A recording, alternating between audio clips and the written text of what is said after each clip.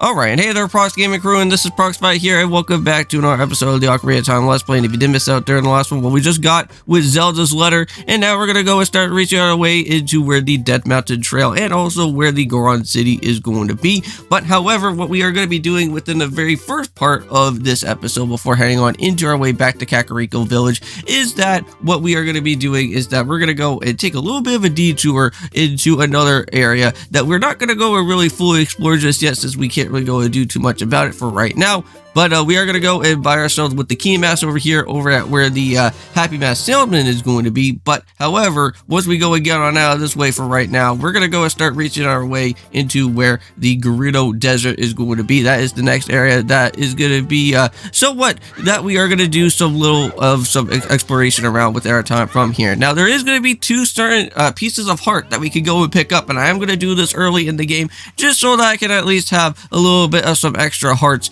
coming on into our way of where the Dodongo's Cavern is going to be. So let's go and do it. Now, I will be editing out on majority of what's going to happen here, because you can only go and grab one piece of heart at a time. Unfortunately, you can't really go and grab two of them all at once, because you kind of have to go and follow your way back into where Lake Hylia is going to be, because that is where that water source is actually be leading you back on into with.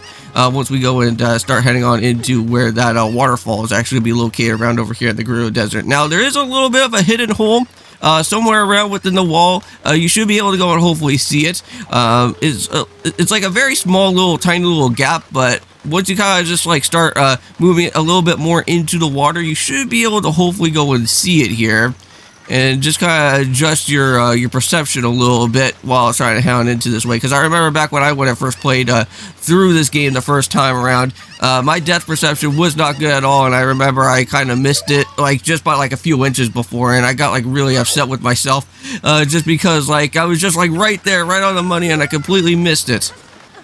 But there is actually a little bit of a ladder as well too, which I got to go and see from there. I wonder if...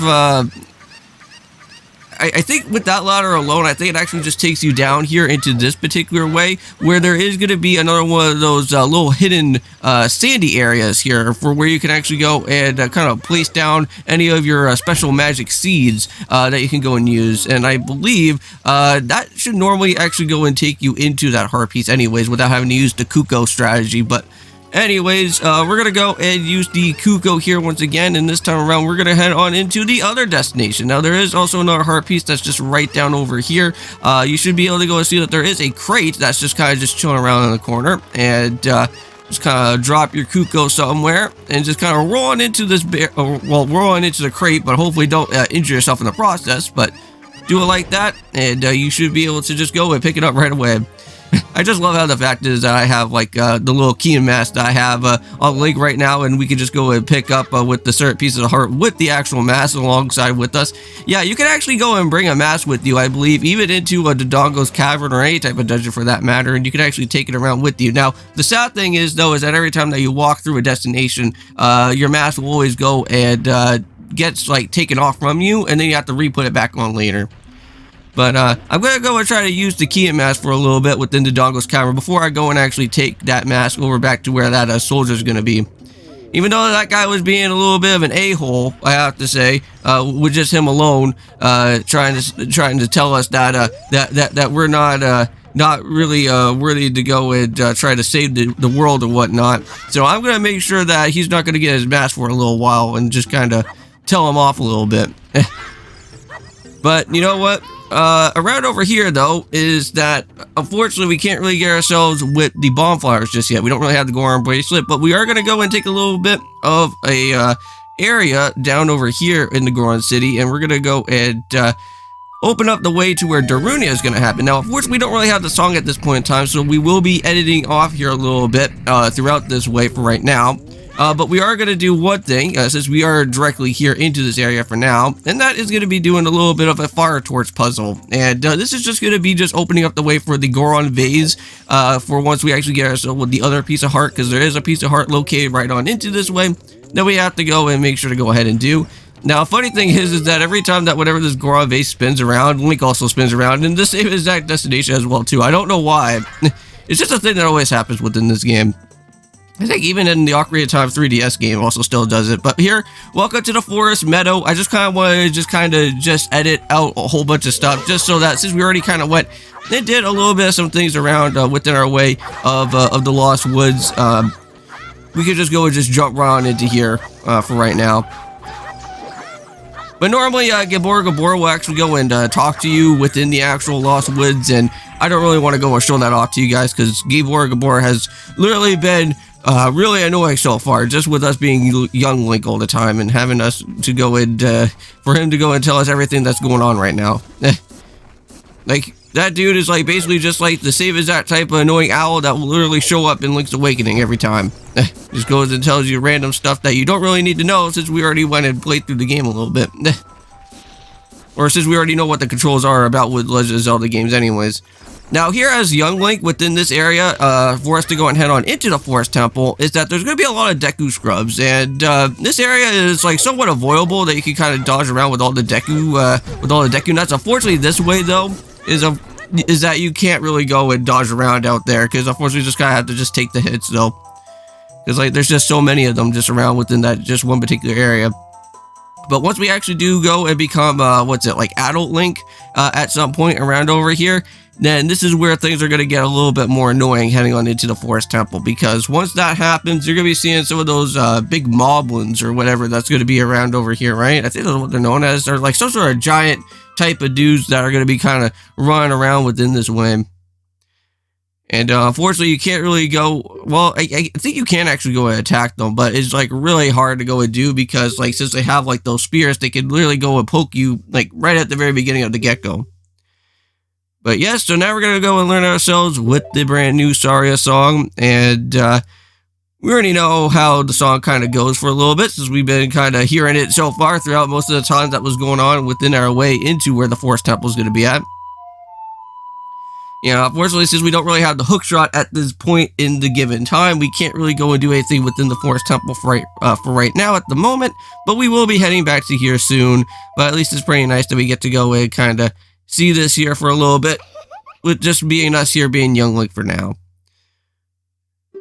So, yep, if we want to go and hear Saria's voice or hear Saria's song, we can always go and play our tune from the Ocarina, of course. And I just always like how the fact that Link has that shocking expression every time whenever we get anything. So now let's go and move our way back into where Goron City is going to be. Now, I am going to go and show you one thing, though, and that's going to have to be with Gabora, just with him, like, saying exactly what's going to happen next, because that's kind of, like, somewhat a part of the storyline-wise as well.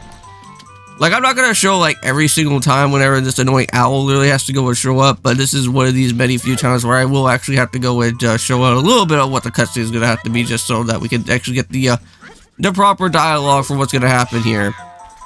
So, once we go and exit on out in this way, we will be meeting up with the annoying owl once again. Yes, he's back once more.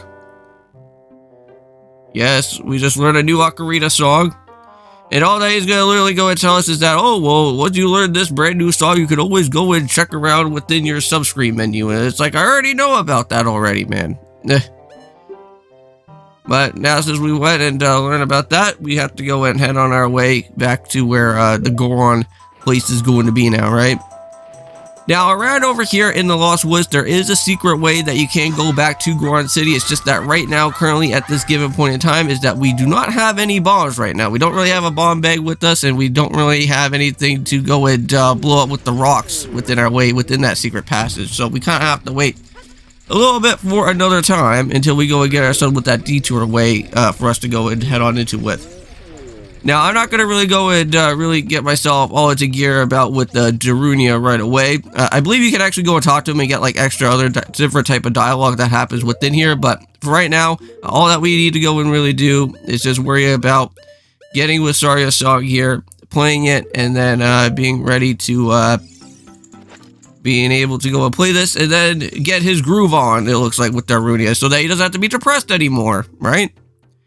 Oh yes, and also too, by the way, you can actually go and play the key mass also with the Ocarina.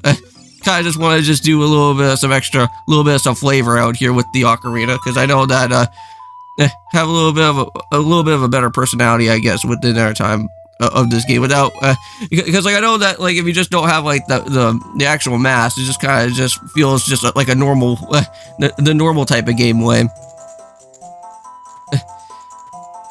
That almost kind of looks a little bit weird because like the key mask kind of like glitched out for a second, so we actually kind of see a little bit of Young Link's face there. But yeah, this man's really enjoying the beat, man. Since he's doing it too well, that it's hot for him. Oh yeah. I remember I used to have like a thumbnail with Daruina's face. That was just literally what the thumbnail was. I don't know if I may probably do that again at some point. Just literally just had the thumbnail of him just being there. But yeah, so now he's gonna go and directly tell us that we have to go ahead all the way on into where the Dongo's cavern is gonna be, because he just can't really go and give it to us that so easily, huh? We have to go and defeat the monsters in the way of what that is gonna happen first. So yeah, there's gonna be some Dodongos, some mini Dodongos. There's gonna be some of the normal, regular-sized Dodongos, and then of course you have some of the other annoying enemies that are gonna be there as well too, such as those Beamoses. I believe that's gonna be the first time that we are gonna get ourselves encountered with a Beamos. And also too, there is a little secret way of how to go and destroy them, and that's by using the bombs, which we should be able to go and activate at some point around. But there we go, got ourselves the Goron bracelet, and we're all good to go for that. So very nice. But anyways, we'll see you guys then, and of course, peace.